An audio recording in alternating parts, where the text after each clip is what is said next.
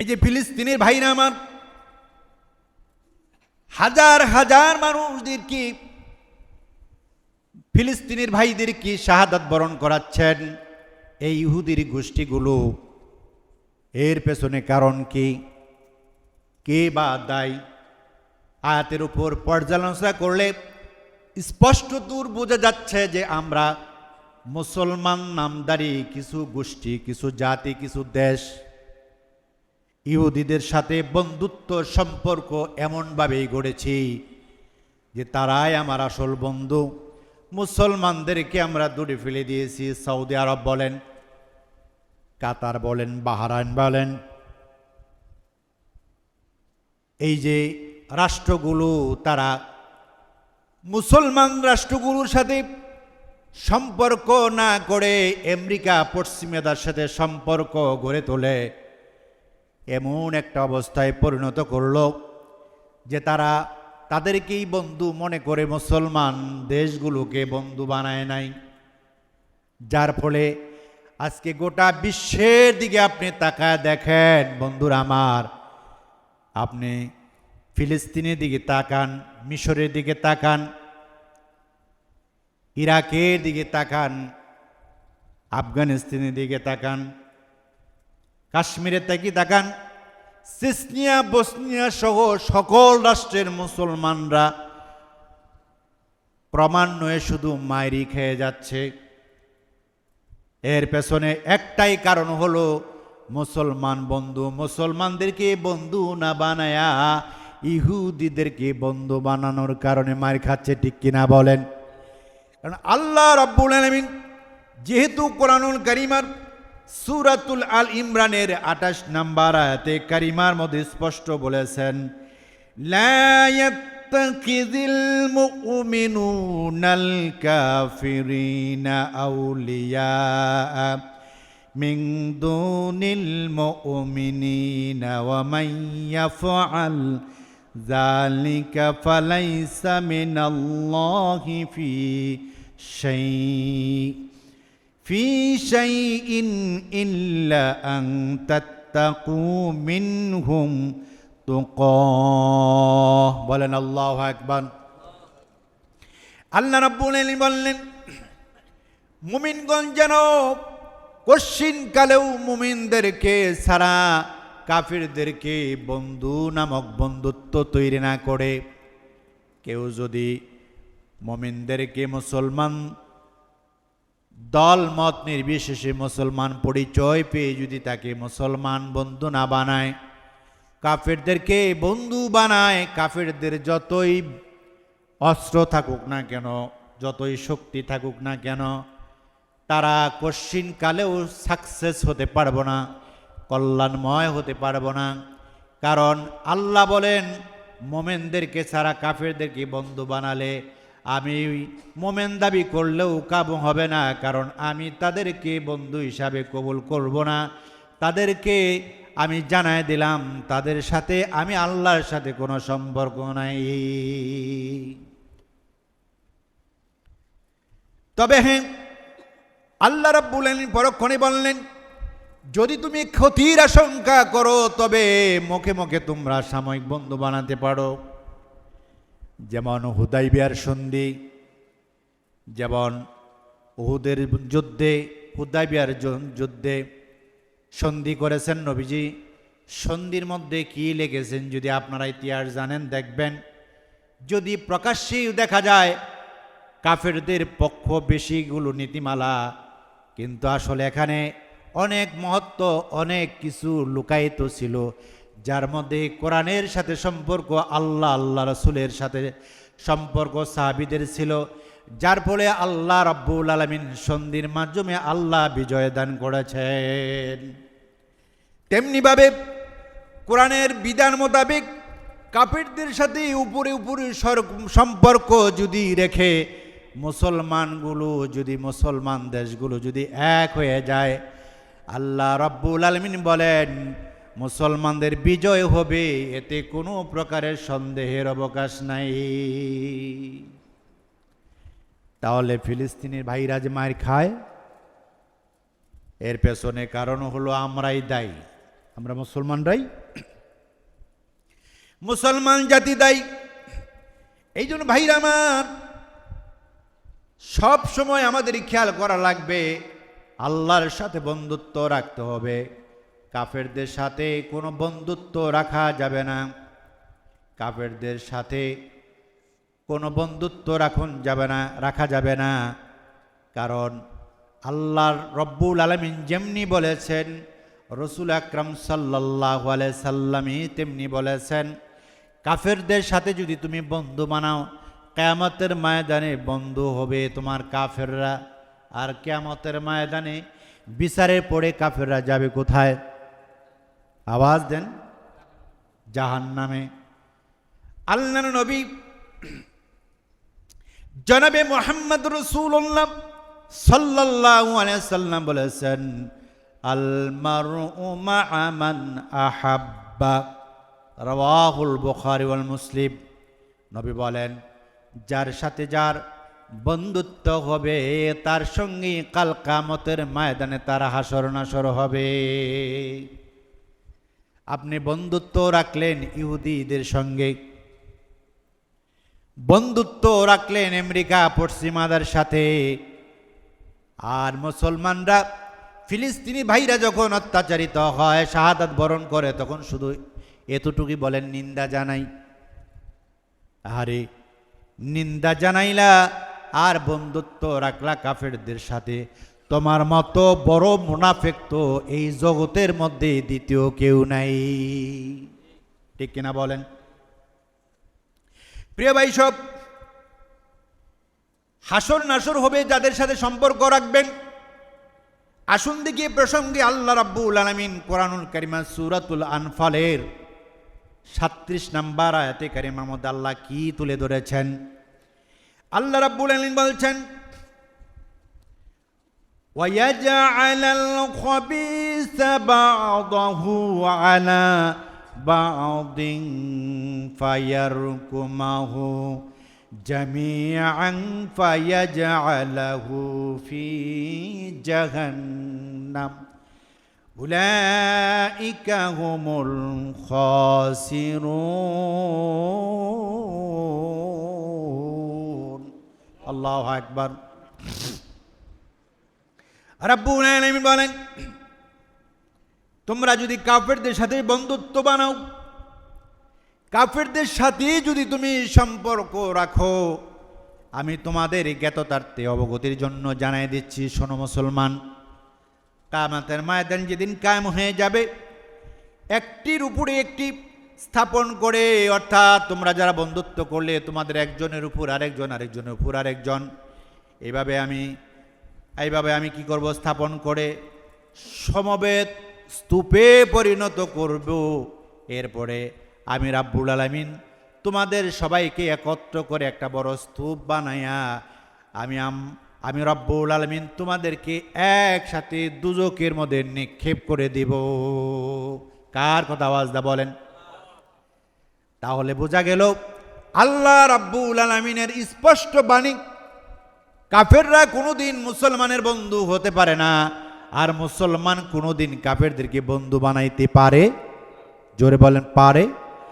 যদি কেউ বানায়, কিয়ামতের ময়দান যেদিন কায়েম হয়ে যাবে, কাফেরদের সঙ্গে তোমাদেরকে একটার উপরে একজন, কাফের উপরে আরেকজন মুসলমান দাবিদার, আসলে মুসলমান না, তাদেরকে আল্লাহ রাব্বুল আলামিন ক্রমান্বয়ে একজনের উপর আরেকজন, আরেকজনের উপর আরেকজন, এইভাবে বিশাল বড় একটা স্তূপে পরিণত করবেন। এরপরে আল্লাহ রাব্বুল আলামিন বলবেন, ফেরেশতারা একসাথে ধাক্কা দিয়ে তাদেরকে জাহান্নামের ইন্ধন বানায়া দাও। প্রিয় ভাই, সব হাসরের ময়দানে লোকগুলো বলবে, আয় আল্লাহ, আমরা তো মুসলমান ছিলাম, নামাজ পড়েছিলাম, আল্লাহ তুমি কেন আমাদেরকে কাফেরদের সঙ্গে একত্র করে জাহান্নামে দিলা? তখন আল্লাহ তাআলা বলবেন, গোলাম, আমি কি বলি নাই যে কাফেরদের তোমরা বন্ধু বানাও না? কারণ কাফেরগণ কশ্চিন কালেও তোমাদের বন্ধু হতে পারে না। সুতরাং তোমরা কাফেরদের কথার সাথে মিল করে কাফেরদের কথায় তোমরা তোমাদের মুখে বাণী ফুটাতে, যেমন একটি কথা আমাদের দেশেও প্রচলন আছে, ধর্ম যার যার উৎসব সবার। বলেন আমাদের মুসলমানরা, আমাদের দেশের নেতাকর্মীরা বলে না কি? অস্বীকার, মিথ্যা বললাম নাকি? একটি আওয়াজ দেন, বলে কি না? ধর্ম যার যার উৎসব সবার। নাউজুবিল্লাহ বলবেন না? আসলে কি তাই হতে পারে? মুসলমানদের ঈদ তো আল্লাহ নিজে দিয়েছেন, রসুল আকরাম সাল্লাল্লাহু আলাইহি সাল্লাম দিয়েছেন ঈদুল আজহা, ঈদুল ফিতর, বিভিন্ন সময়কে আল্লাহ তাআলা উল্লেখ করেছেন, আল্লাহ রসুল উল্লেখ করেছেন। তাহলে হিন্দুদের পূজা কি আমাদের উৎসব হতে পারে? কিন্তু হিন্দুদের পূজা মণ্ডপে কারা বেশি যায়? কারা বেশি যায়? লাড্ডু কারা বেশি খায়? আহারে মুসলমান! আল্লাহর রসুল জানতেন, আল্লাহ তাআলা জানতেন যে আমার বান্দারা এমন হবে, রসুলও জানতেন হয়তো বা আমার উম্মতটা এরকম নামদারি কিছু মুসলমান দাবি করবে, তাদের অবস্থা এই হবে। এই জন্য আল্লাহ রসুলও এভাবেই বর্ণনা করেছেন, আল্লাহ তাআলাও কোরআনে এগুলো বর্ণনা করেছেন। প্রিয় ভাই সব, এখন প্রশ্ন হলো তাদের সাথে কেন চলবো না, কেন চলতে আল্লাহ নিষেধ করলেন? এর পেছনে কারণ হলো তাদের সাথে চললে একটা সময় শয়তানের প্ররোচনায় পড়ে তাদের চলনভঙ্গি, তাদের পোশাক আশাক, তাদের ধর্মোৎসব সব কিছুই আমাদের মধ্যে আস্তে আস্তে ভালো লাগবে। কারণ প্রত্যেকটা মানুষের পেছনে তো শয়তান লাগানো আছে। আজকে অমুসলিমদের সাথে সম্পর্ক রাখার কারণে অমুসলিমদের সব কিছু আমাদের মধ্যে ভালো লাগতেছে, ঠিক কিনা বলেন? বলুন তো, নবীর যুগে, সাহাবীদের যুগে, তাবিনদের যুগে কোনো একজন সাহাবী, তাবিন কোনো একজন মুসলমান দাবিদার তারা কি কশিনকালেও কোনো দিন প্যান্ট পরছিলেন নাকি? প্যান্ট পরছিল? শার্ট গায়ে দিছিল? হ্যাঁ, কোনো কিছুই ছিল না। যেহেতু কাফেররা দেখেছি ঢোলাঢিলা পোশাক আল্লাহ রসুল পরেছেন, সাহাবায়ে কেরাম পরেছেন, তাবিনরা পরেছেন, তাহলে তো বিব্রত। যেহেতু এটা কি নেস পোশাক, ঢোলাঢিলা পোশাক পরা লাগবে, কাফেররা বলল না, মুসলমানদের চরিত্র হরণ করতে হলে একটু টাইট ফিট লাগবে। এমনভাবে টাইট ফিট করতে করতে বর্তমান যুগে এমন একটা অবস্থায় উপনীত হয়েছি, যুবক ছেলেরা এমন প্যান্ট পরে, যে পোশাক পরিধান করে যদি লোকটা মারা যায়, আমার মনে হয় কেসি দ্বারা ওই প্যান্ট না কাটা ছাড়া ওইটাকে কশিনকালো শরীর থেকে ওই প্যান্ট খোলা সম্ভব হবে না, ঠিক কিনা বলেন? এই পোশাকটা কাদের? মুসলমানদের। অথচ রসুল আল্লাহর নবী 1400 বছর আগে বর্ণনা করেছেন যে পোশাক পরিধান করলে তোমার গুপ্তস্থানের প্রকাশ পাবে, এমন পোশাক প্রত্যেকটা মানুষের জন্য পরা আল্লাহ হারাম করে দিয়েছেন, রসুল হারাম করলেন। সেই পোশাক আমরা পরিধান করি, যেটা পরলে রুকুতে যান, সিজদায় যান, আপনি প্যান্ট পরে যদি যান, আপনার গুপ্তস্থান প্রকাশিত হয় কি হয় না? কথা বলেন, নাকি ভুল বললাম? এই পোশাকটা তাহলে পরা কি হালাল না হারাম? অথচ এটা আমাদের কাছে অনেক ভালো লাগে। দাড়ি রাখা, এটা মনে হয় আমাদের কাছে অনেক বড় একটা কষ্টকর জিনিস। কারণ ওই যে পশ্চিমারা আমাদেরকে শিখাইছে দাড়ি কাটতে হবে। এমন অফিস আদালত আছে যেগুলো প্রতিদিন শেভ না করলে আপনাকে অফিসে ঢুকতেই দিবে না, ঠিক কিনা বলেন? এই যে কালচারগুলো, এগুলো কি মুসলমানদের কালচার? না, বরং সেই কালচারগুলো আমাদের কাছে ভালো হয়ে গেল, পছন্দনীয় হয়ে গেল। এর পেছনে কারণ হলো ইহুদি নাসারা খ্রিস্টানদের কালচারগুলো যুগ যুগ ধরে আমাদের মধ্যে কায়েম হয়ে গেছে। এজন্য আল্লাহ রাব্বুল আলামিন সূরাতুল হুদের 113 নম্বর আয়াতে কারিমার মধ্যে বলেছেন, ওয়ালা তারকানু ইলাল্লাযীনা যালামু ফাতামাসসাকুমুন নার। জালিমদের প্রতি ঝুঁকি পড়ো না, জালিমদের কালচার অ্যাকসেপ্ট করো না, গ্রহণ করো না, জালিমদের কৃষ্টি কালচারগুলো তোমরা লালন করো না। কারণ হলো তোমাদের এই কৃষ্টি, জালেমদের এই কৃষ্টি কালচারগুলো তোমাদেরকে জাহান্নামের আগুনের নেওয়ার জন্য যথেষ্ট হয়ে দাঁড়াবে। আহারে, 1500 বছর আগে আল্লাহ রাব্বুল আলামিন সূরাতুল হুদের 113 নম্বর আয়াতে কারিমার মধ্যে বর্ণনা করলেন। আজকে 1500 বছর পরে এসে আমাদের সমাজের দিকে যদি তাকাই, পুরাটা সমাজের মাঝে মুসলমানদের বেশ পোশাক, লেনদেন, চলাফেরা সব কিছুর মধ্যে ইহুদিদের কালচারগুলো সয়লাভ করে দিয়েছে। ঠিক কিনা বলেন? অথচ আল্লাহ রাব্বুল আলামিন বললেন, এই ইহুদি, হিন্দু, বৌদ্ধ, খ্রিস্টানদের কালচার যদি তোমরা লালন করো, তোমাদের জন্য ওই কৃষ্টি কালচারগুলো লালন করা তোমাদের জন্য জাহান্নামে যাওয়ার জন্য বড় সহায়ক হয়ে যাবে। এটাই যথেষ্ট, আর কোনো কিছু দরকার নাই। আল্লাহ রাব্বুল আলামিন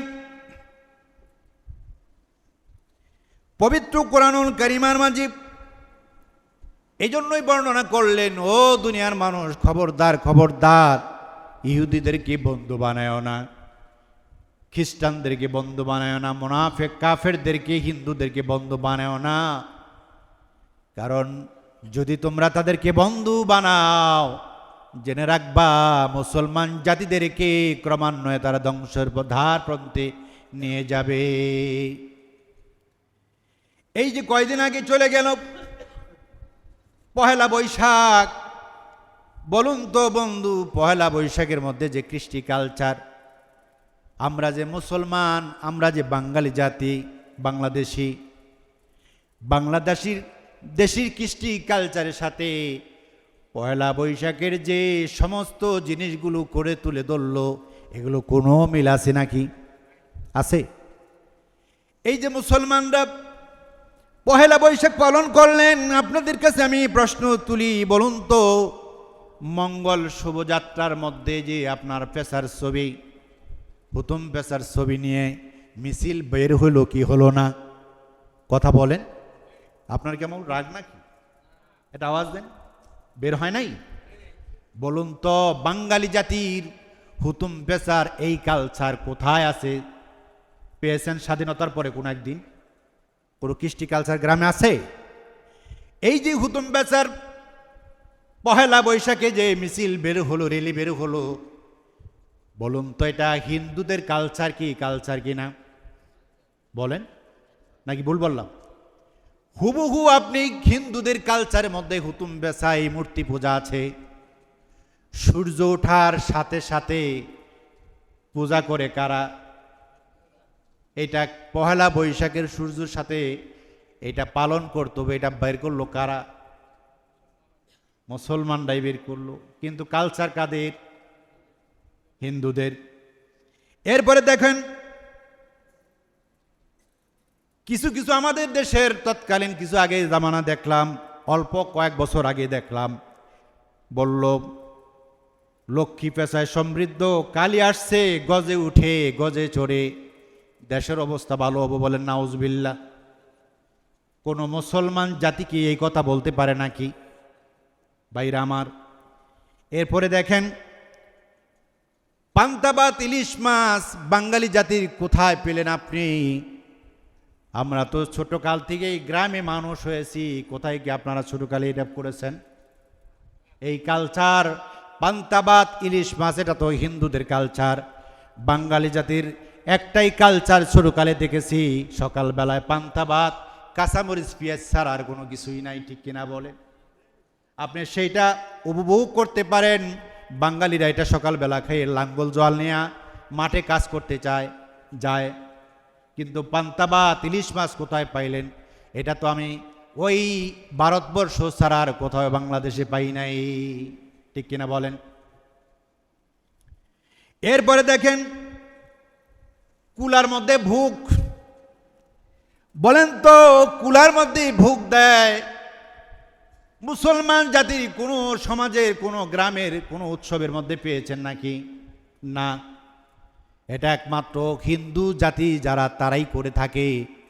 তাহলে বোঝা গেল তরুণ ঘোষ, হালকাতা ইত্যাদি ইত্যাদি এগুলো সমস্ত কিছুই হিন্দুদের কালচার, আর সব কিছু পাগল পারাবার আমরা রমনা বটো মলে গিয়ে মুসলমানরা নাচ গানের মাধ্যমে এটা আমরা চালাই দেই।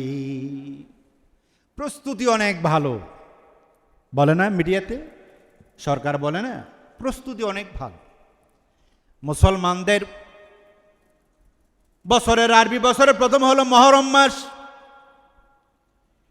মুসলমান জানেই না এই রমজান মাস কখন, মহরম মাস কখন। শুধু রমজান নামক একটা মাস আছে, এইটাই হয়তো বা বলতে পারবে। আর খবর আল্লাহ রাব্বুল আলামিন এই জন্য বলেছেন, ইন্নামা ওয়ালিয়ুকুমুল্লাহু ওয়া রাসূলুহু ওয়াল্লাযীনা আমানুল্লাযীনা ইউকিমুনাস সালাতা ওয়া ইউতুনাজ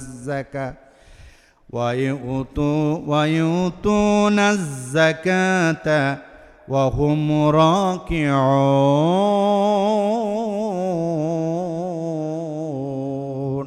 আল্লাহু আকবার। আল্লাহ রাব্বুল আলামিন বলছেন, ইন্নামা ওয়ালিয়ুকুমুল্লাহু ওয়া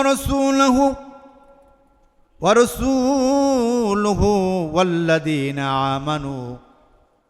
আল্লাহ পাক রব্বুল আলামিন বলেন, জেনে রাখো গোলাম, নিশ্চয়ই মোমেন যারা তারা একটা কথা দাবি করে যে আমরা একটাই কথা বলতে পারি, আমাদের বন্ধু হলো আল্লাহ এবং আমাদের রসুল মুহাম্মদ রাসূলুল্লাহ। কার বক্তব্য হবে এটা? মুসলমানদের। কাদের? আওয়াজ দেন, কাদের? কে বললেন এই কথা? আল্লাহ বললেন সূরাতুল মাইদার 55 নম্বর আয়াতে কারিমার মধ্যে আল্লাহ বললেন, ও মুসলমান জেনে রাখো, কাফেররা তোমার বন্ধু হতে পারে না, ইহুদিরা বন্ধু হতে পারে না, হিন্দু সম্প্রদায় বন্ধু হতে পারে না। কারণ ওরা তোমাকে মুখে মুখে বন্ধু বলবে, একটু দূরে গিয়ে দাঁত কামড়াবে আর বলবে ফাঁক পাইলে তোরে আমি সাইজ করে দিব। কার কথা এটা? আল্লাহ নিজে বলছেন। সুতরাং বেঈমান কাফেরদেরকে কশিন কালেও মুসলমান বন্ধু বানাতে পারে না। সাহাবীরা জিজ্ঞাসা করলেন, ইয়া রাসূলুল্লাহ, ইয়া হাবিবাল্লাহ, কাদের কি বন্ধু বানাবে? আল্লাহ রাব্বুল আলামিন বলেন, ইন্নামা ওয়ালিয়ুকুমুল্লাহু ওয়া রাসূলুহু ওয়াল্লাযীনা আমানু। বলেন আল্লাহু আকবার। আল্লাহ রাব্বুল আলামিন বলছেন, মুমিন যারা তারা শুধু আল্লাহকেই বন্ধু বানাবে, রসুলকেই বন্ধু বানাবে, আর মুসলমানদেরকে বন্ধু বানাবে।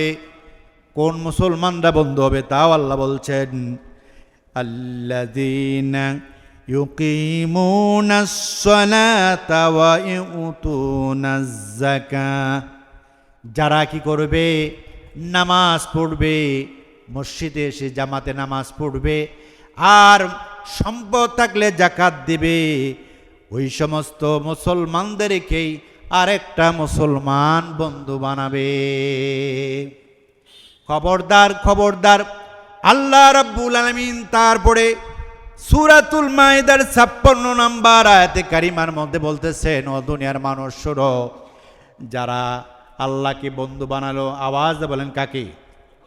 আল্লাহ বলছেন, যারা তোমরা আল্লাহরে বন্ধু বানালে, আমার রসুলকে বন্ধু বানালে, যে সমস্ত মোমেনরা নামাজ পড়ে এবং যাকাত দেয়, ইসলামের বিধান মোতাবেক জীবন কায়েম করতে চায়, এমন মুসলমানদেরকে যদি তুমি বন্ধু বানাও, আমি আল্লাহ ঘোষণা দিলাম, এই জাতিটাকে, কে বলতেছেন?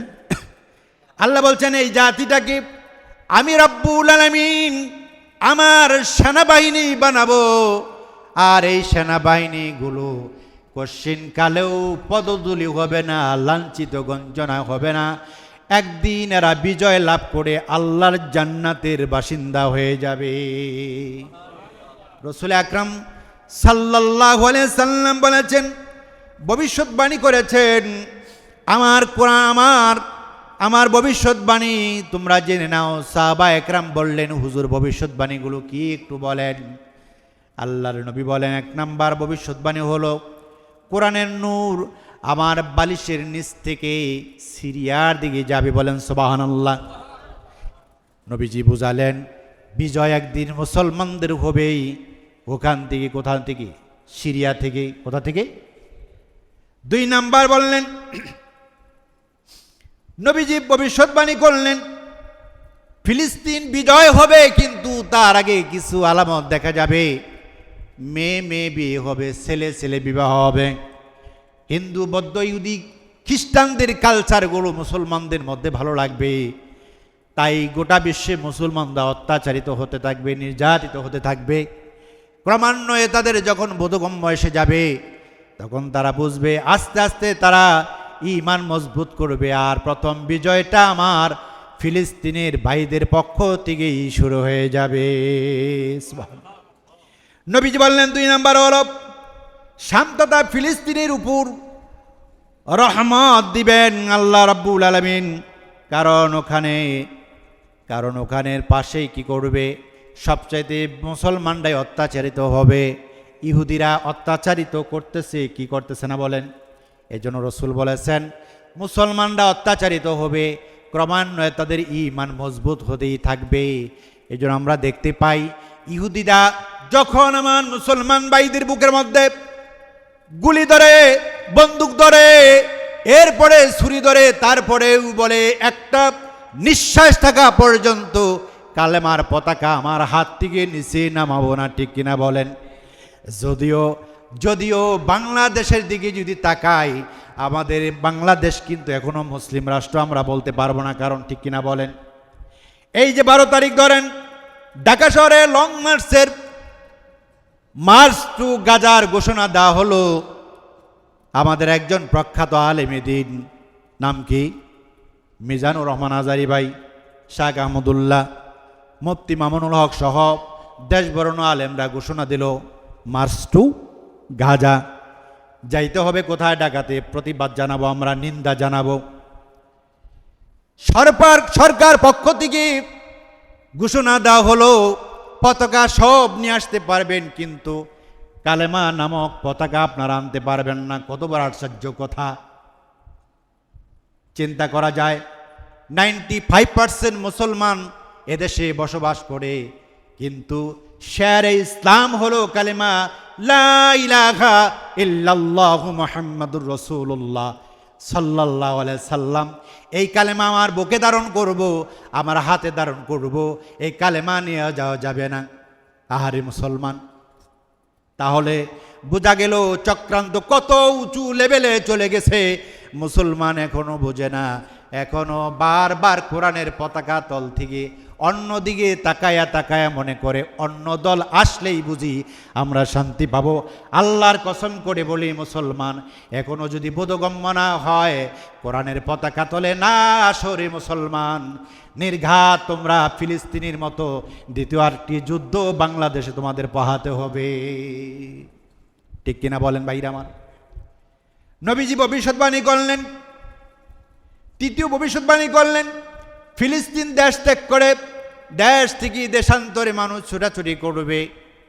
আবার ক্রমান্বয়ে মুসলমানরা যখন পৃথিবীর বিভিন্ন রাষ্ট্রের মধ্যে অত্যাচারিত হবে, নির্যাতিত হবে, প্রকৃত মুসলমান যারা তারা আস্তে আস্তে পৃথিবীর সব রাষ্ট্র থেকে মুসলমানগুলো, ইমানদারগুলো ফিলিস্তিনের দিকে মুভ করবে। বর্তমানে আমরা দেখতে পাচ্ছি যারা প্রকৃত মুমিন ইমানদার, তাদের হৃদয়ের মাঝে রক্তক্ষরণ হচ্ছে। তাই তো বারবার স্লোগান হচ্ছে, পারমিশন দাও, পারমিশন দাও, ফিলিস্তিনে যাব, ফিলিস্তিনিদের ভাই বোনদের পাশে আমরা দাঁড়ায় যাব। ঠিক কিনা? এটা ইমানের দাবি, এটা মুসলমানদের দাবি।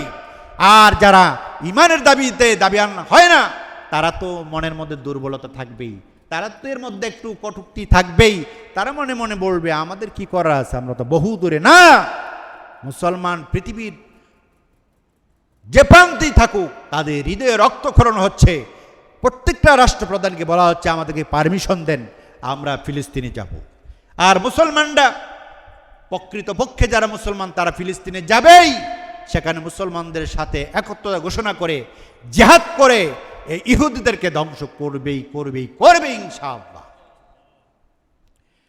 নবী আরবি সাল্লাল্লাহু আলাইহি সাল্লাম চতুর্থ বাণী করলেন, আমার সাহাবায়ে কেরাম শুনে রেখো, জেনে রেখো, একটা আগুন আসবে ইয়ামিনী থেকে, সেই ইয়ামান থেকে আগুন আসবে, ক্রমান্বয়ে মানুষগুলো ধাওয়া করবে ফিলিস্তিনের দিকে, শাম দিকে। আর পৃথিবীর বিভিন্ন রাষ্ট্রে যেখানে মুসলমান থাকবে সেখানেও আগুন প্রচলিত হবে। পশ্চিমাদি দিকে দেখান কত আগুনের লেলিহান উঠতেছে, তাই না? শুধু আগুন আর আগুন, ক্রমান্বয়ে পশ্চিমারা ধ্বংস হয়ে যাবে। সেখানে 2-4 জন মুসলমান যা থাকবে সবগুলো এশিয়া মহাদেশের দিকে আসবে।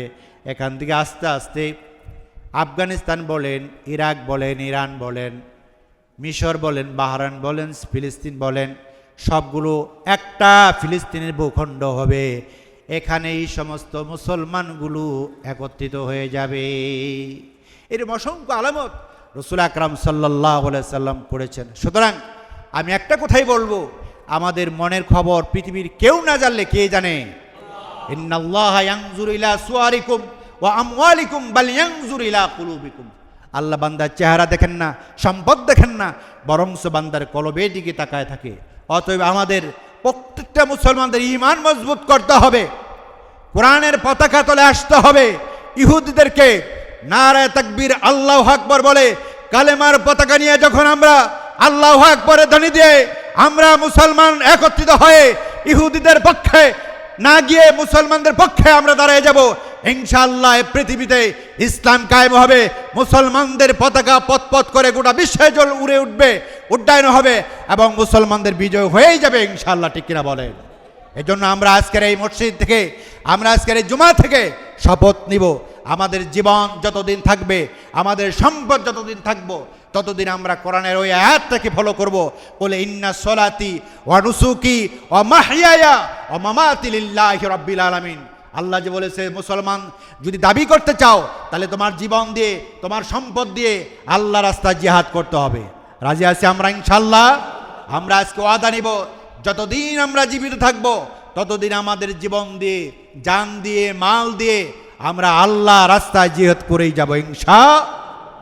আজকে পাকিস্তান, মিশর, বিভিন্ন রাষ্ট্রের ফোকাহায়ে কেরাম যারা এই দেশে বিশ্বের মধ্যে সবচেয়ে বড় মুফতি যিনি পাকিস্তানের তকি উসমানী সাহেব, তিনিও যুদ্ধ ঘোষণা দিয়েছেন। ক্রমান্বয়ে আমরা গোটা বিশ্বের মুসলমানগুলো এক কালেমার পতাকা তলে একত্রিত হয়ে আমরা ওই 2 কোটি ইহুদিদেরকে আমরা নাস্তা করতেও পাবো না যদি মুসলমানরা এক হয়ে যায়। ঠিক কিনা বলে? প্রতিনিয়ত মুসলমানদেরকে গ্রাস করতেছে, শাহাদাত বরণ করাতেছে, তাদেরকে ওই 2 কোটি ইহুদি লাপাত্তা হয়ে যাবে যদি সকল মুসলমানগুলো এক হয়ে যায়। আমরা আজকে দোয়া করব আল্লাহ তাআলা যেন গোটা বিশ্বের মুসলমানদেরকে আল্লাহ এক বানায় দেন। বলেন আমিন, আমিন, আমিন। আল্লাহ কবুল করেন।